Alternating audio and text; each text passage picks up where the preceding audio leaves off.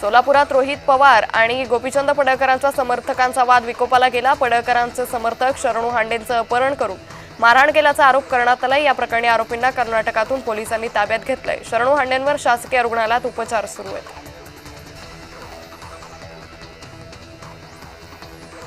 मंत्री प्रताप सरनाईकांच्या मुलानं रॅपिडोची स्पॉन्सरशिप घेतल्यानं रोहित पवार आणि विजय वडेट्टीवारांनी टीका केली आहे। प्रताप सरनाईक यांनी रॅपिडो बाईकवर कारवाई केली होती, त्यानंतर पुन्हा सेवा सुरू करत ई-बाईक सेवा सर्वांना सोयीची वाटल्याचं म्हटलं होतं। मात्र सरनाईक रॅपिडोचा पीआर करत होते असा आरोप विरोधकांनी केला आहे।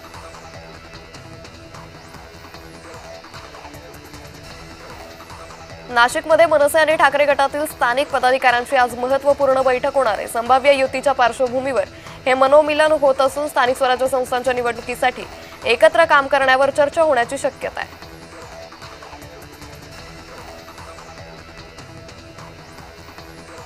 मालेगाव बॉम्बस्फोटातील आरोपी हिंदू असल्यानं त्यांना ठरवून सोडलंय असा खळबळजनक दावा सपा आमदार अबू आझमींनी केलाय। आझमींनी थेट न्यायदानावरच शंका उपस्थित केल्यानं चर्चांना उधाण आलंय।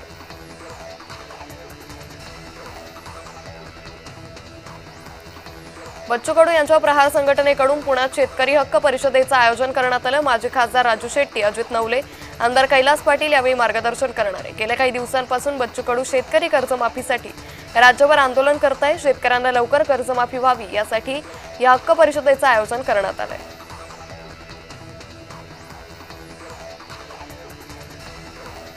उद्धव ठाकरे दिल्ली दौऱ्यावर। यावेळी त्यांनी राहुल गांधींनी इंडिया आघाडीसाठी आयोजित केलेल्या स्नेहभोजनाला हजेरी लावली।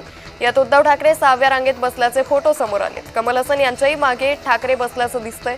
हा फोटो ट्विट करत शिवसेनेनं निशाणा साधलाय।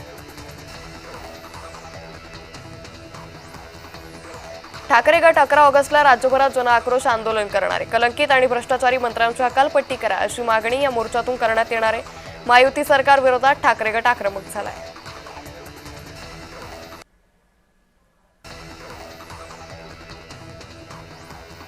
महसूल मंत्री चंद्रशेखर बावनकुळे आज जालना जिल्हा दौऱ्यावर आहे। महसूल सप्ताहाच्या जिल्हास्तरीय समारोप समारंभाला ते उपस्थित राहतील। जिल्हा महसूल, मुद्रांक शुल्क आणि नोंदणी विभाग, भूमी अभिलेख विभागाचाही ते आढावा घेतील।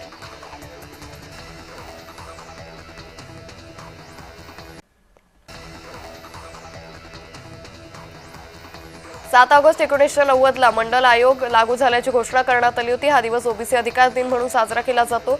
मंडल आयोगानं ओबीसी समाजाला आरक्षण दिलं, त्याची आठवण राहावी म्हणून पूर्व विदर्भात मंडल यात्रा काढली जाते।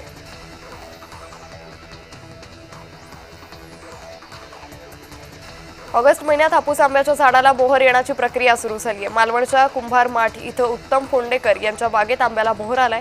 आंब्याच्या झाडांना मोहर ऑक्टोबर ते नोव्हेंबर पर्यंत येतो। मात्र हा मोहर ऑगस्ट महिन्यातच म्हणजे 4 महिन्यांपूर्वी आलाय। हा मोहर टिकवण्यासाठी आंबा बागायतदारांना खूप काळजी घ्यावी लागते।